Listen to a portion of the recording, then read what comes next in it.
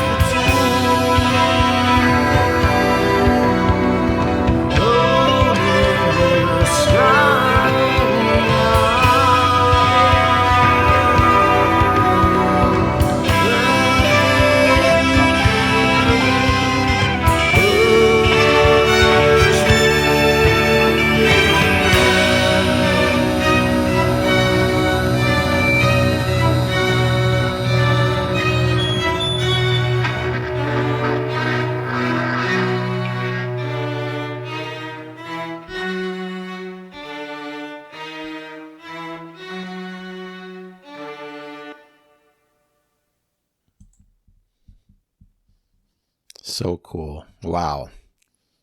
I love that they ended kind of unresolved. They didn't finish that melody. It was bizarre, haunting to the very end. Wow. Really interesting song in general. So different from most of what I've heard, but so different from the REM I know. I do know quite a few, a big handful. I've loved them. I own their cassettes in the 80s, a couple of them. Of course, Losing My Religion, heard a billion times on the radio. A perfect song, probably, in my opinion.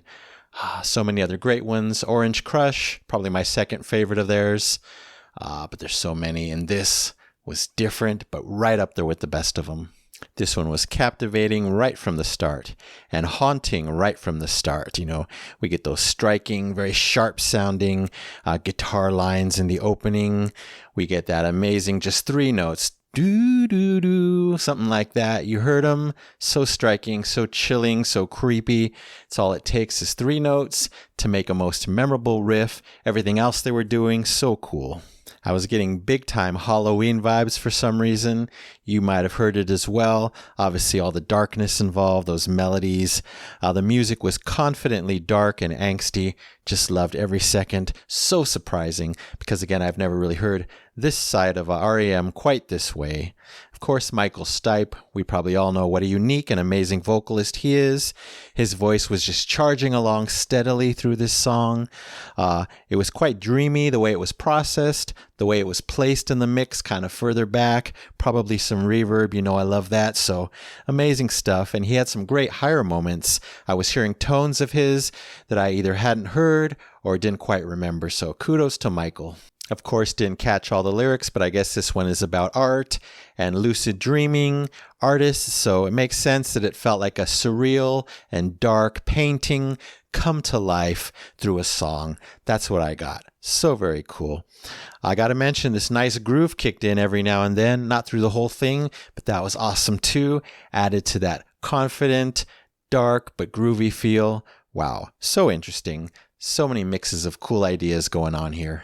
Even the string melodies, when they came in, they weren't what I expected. We got a little less of them than I expected, but they were still weaved together with all the other instrumentation perfectly. And those string parts were also a bit dark, added to the whole vibe. Wow, incredible. And you know what? This does not sound like 1985. I love the 80s.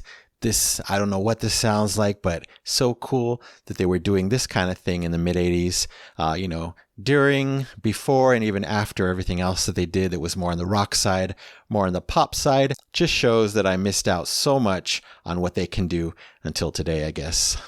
What a cool song. What a great album opener. What a surprise for me.